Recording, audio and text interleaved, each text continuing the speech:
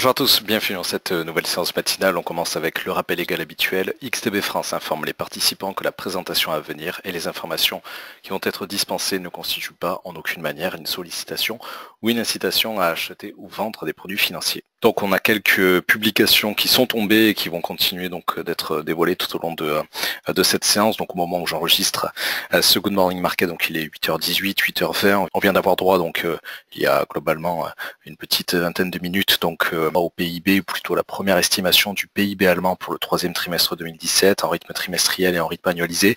Dans les deux cas, ce sont de meilleurs chiffres qui ont été dévoilés, donc respectivement plus 0,8% entre le deuxième et troisième trimestre 2017 et plus 2,3% entre le troisième trimestre 2016 et le troisième trimestre 2017. C'est un petit peu mieux qu'attendu. J'espère que ça aura l'occasion de porter un peu à la hausse en ce début de matinée, en tout cas l'indice allemand, en particulier une fois que les volumes européens commenceront vraiment à arriver à partir de 9 heures sur le marché. Alors rien n'est moins sûr malheureusement, hein, même pour le DAX, parce que on va conserver, comme la semaine dernière, une grande épée de Damoclès au-dessus de la tête. Hein. C'est en particulier vrai depuis une semaine, jour pour jour, depuis mardi 7 novembre. C'est bien sûr les avancées au niveau de la réforme fiscale américaine, ou plus précisément des débats de la Chambre des représentants et du Sénat. Là, je renvoie sur les récentes publications traduites à ce sujet, et en particulier parce que ce vendredi, donc normalement, on est censé débuter la semaine de congé de Thanksgiving au niveau donc de ces deux chambres politiques côté américain. Donc, il doit y avoir une première mouture du texte qui doit être validée donc à cette occasion-là. Autrement dit, d'ici le 17 novembre au soir. Espérons que ce soit le cas, et qu'elle convienne aux opérateurs boursiers, de quoi relancer à nouveau, je dirais bien l'élan aussi plutôt des indices occidentaux et notamment du dollar américain en parallèle. Alors il y a assez peu d'éléments sur lesquels j'aimerais revenir en parallèle, mais il faut quand même les évoquer. Il y aura donc l'IPC, donc l'indice des prix à la consommation côté britannique pour le mois d'octobre à 10h30, surtout intéressant pour les cambistes, je pense notamment à GBP USD. Attention parce que demain on aura celui des États-Unis à 14h30. De mon point de vue, c'est la publication macroéconomique la plus importante de cette semaine, celle de demain à 14h30. Donc bien sûr, en parallèle des énormes tensions ou débats en tout cas côté américain. Ce matin toujours à 11h, donc le sentiment économique ZIU pour le mois de novembre, évidemment côté allemand. Publication qui normalement est censée avoir un impact assez intuitif, je dirais, au niveau du DAX, donc avec une valeur supérieure au précédent résultat et à la valeur anticipée, ayant un impact plutôt aussi sur l'indice allemand. J'espère que là aussi ce ne sera pas complètement camouflé, éclipsé donc par ces attentes au niveau de la réforme fiscale.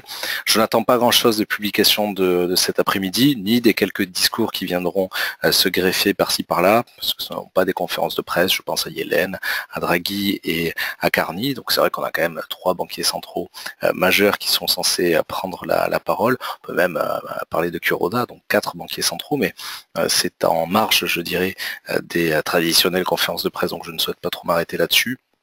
Et puis surtout, comme tous les mardis à 22h40, l'estimation de l'API concernant les stocks de pétrole américains que l'on découvrira demain, donc à 16h30. Voilà, donc sous les yeux, on va commencer avec Euro USD qui profite, je pense en tout cas, de cette bonne publication côté allemand. Alors je rappelle donc avec les clients hier en séance live string, on a cherché à renforcer une troisième fois. Normalement, elle est ouverte d'ailleurs sur ces cotations-là. L'opération qui m'intéresse sur euro-dollar. Alors je vais surtout chercher donc à viser désormais le niveau des 1,1640. Ce sera une modification faite uniquement cet après-midi, donc par rapport au live trading habituel. Donc ce sera clairement le niveau que je vais chercher à viser désormais, à la baisse de préférence, évidemment, donc sur cette quarantaine, cinquantaine de pips à récupérer en tout cas par rapport aux cotations actuelles. Donc vous l'avez compris, je supprime mes précédentes attentes baissières. C'est vrai que celle la plus basse, celle de la semaine dernière à 1,1550, même un petit peu au-dessus, a été 1,1560, avait déjà été touchée. Mais désormais, je souhaite simplement sortir de ce marché au niveau d'euro-dollar.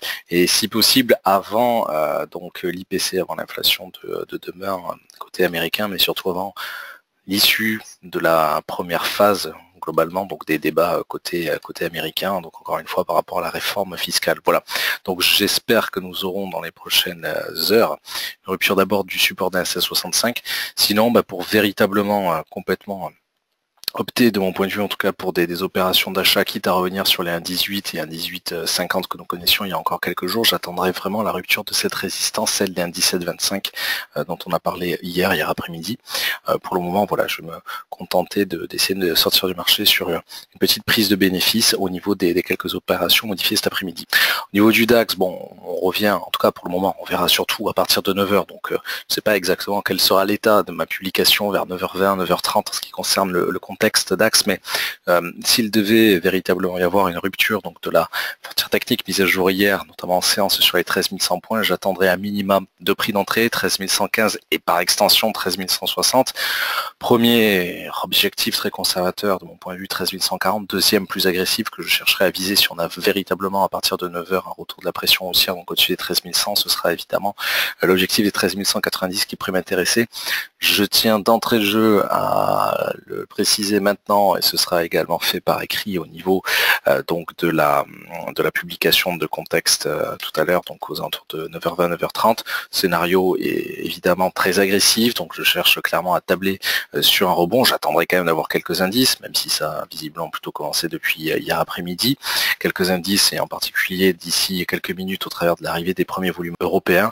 Donc voilà, 13 115 et 160 pour me servir de prix d'entrée, et comme objectif 140 et 190 respectivement. C'est bien sûr le deuxième qui m'intéresserait le plus, à savoir celui des 190. Voilà un petit peu ce qui m'interpellera, j'espère en tout cas dans les prochaines heures. Sinon, malheureusement, si on n'arrive pas à casser cette résistance des 13 100 points, je me contenterai tout simplement d'objectifs à très court terme, donc des opérations de scalping à la baisse, donc en dessous de cette résistance, comme d'habitude, et plus précisément comme on a pu le faire donc à l'occasion des séances d'hier et d'avant-hier. Voilà, donc ça n'a pas ma préférence parce qu'évidemment le potentiel me semble plus limité pour le moment en tout cas, c'est-à-dire vis-à-vis de ces petites opérations de scalping. Mais si le marché ne me permet pas ce matin de rompre ce fameux 13 100 points et d'arriver sur les objectifs qui m'intéressent, bien je me contenterai voilà, de ces quelques niveaux que l'on a déjà pu valider et atteindre hier et avant-hier, avec évidemment en guise d'ultime niveau un petit peu les 13 055 et 13 010. Sur l'or, je vais passer un petit peu rapidement sur la suite des sous-jacents, mais je vais simplement faire quelques rappels par rapport au niveau qui m'intéresse. Ici, ce sont plutôt les 1269. Petit à petit, on y va, mais c'est vrai que je trouve que l'actif manque de plus en plus de volatilité. Alors, j'en reviens un petit peu au même commentaire la semaine dernière. J'hésite de plus en plus le matin à le remplacer par le café, puisque j'ai plutôt tendance à traiter le café l'après-midi et il présente une meilleure volatilité. Même son de cloche, alors sans vouloir le remplacer, mais en tout cas pour le WTI, il n'y a pas grand-chose à en attendre de mon point de vue aujourd'hui. Simplement les 56,90 au mieux en termes d'objectifs haussiers pour le WTI, donc le léger brut américain côté pétrolier, en attendant évidemment les deux publications qui nous intéressent traditionnellement, à savoir à 22h40 encore une fois l'estimation des stocks pétroliers américains par l'API, et puis bien sûr demain à 16h30 la confirmation par le DOE, donc le département de l'énergie. Sur le CAC, je vais retrouver sensiblement, comme d'habitude, le même commentaire qu'au niveau allemand. Tout au plus pour cette séance, je m'attends aux 5375 points à 5380 en cas de retour un petit peu de cette pression haussière. Sinon, je vais utiliser effectivement ce niveau, c'est 78,6% de retracement de Fibonacci de long terme que vous connaissez bien en guise de frontière technique. C'est-à-dire que si on n'arrive pas à se départir de ce niveau des 5350 points à la hausse dans les prochaines heures, et en particulier avec l'arrivée des volumes européens, je me contenterai comme hier et avant-hier encore une fois, enfin plutôt comme hier, excusez-moi, vendredi, à plusieurs reprises j'ai dit avant-hier, mais comme hier et vendredi plutôt, d'opérations de scalping à la baisse faute de mieux. Voilà, donc j'ai une préférence nette, maintenant reste à savoir si elle sera validée, mais effectivement sinon on se rabattra avec sur ce que l'on peut, c'est-à-dire quelques opérations baissières à très court terme, mais sans grand intérêt et sans grande conviction. Alors sur USD Yen, un petit peu pareil, tout au plus ce sera à nouveau les 113,90 qui m'intéresseront, 113,90 yens pour un dollar américain. Là non plus, pas beaucoup de volatilité, de plus en plus je vais être tenté d'ailleurs de tracer un range, donc avec pour résistance ma frontière globalement, 113,70 et en parallèle donc en guise de support les 113,10. Voilà, mais pour le moment c'est vrai que je préfère tabler sur une petite rupture de cette résistance là au profit de 113,90 d'ici demain soir. Alors sur le Bitcoin, on a l'exemple typique de la raison pour laquelle j'invite à éviter de rester trop longtemps sur les objectifs ambitieux et lointains, quitte à rester en overnight, justement à l'éviter. On a eu une très forte baisse, vous l'avez vu, en tout cas en particulier ce week-end sur cette crypto-devise. Donc heureusement que les objectifs de la semaine dernière avaient été atteints. Tout au mieux, maintenant ce qui va m'intéresser sont les opérations de buy limit sur les 6540, une petite opération également de buy stop sur les 6640 et en visant à court terme les 6660, par extension d'ici demain soir 6760, mais en continuant d'être très prudent comme on l'a déjà vu la semaine dernière. La volatilité se réveille par moments de manière très brutale, même si on revient sur des cotations que l'on connaissait il y a quelques jours, mais enfin ça s'est traduit quand même avec près de 10% de baisse en quelques heures, donc à nouveau des objectifs réduits volontairement sur ce type de crypto-devise sans tabler sur des niveaux trop lointains, de peur évidemment de rester trop longtemps exposé sur le marché, et précisément quand il y a une tempête de volatilité.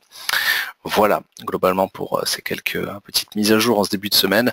Donc merci à tous pour votre présence, votre fidélité. On se donne évidemment donc rendez-vous à 12h30 avec Alil pour sa séance de live trading, et puis à 15h15 pour la mienne. Bonne fin de matinée à tous et à tout à l'heure.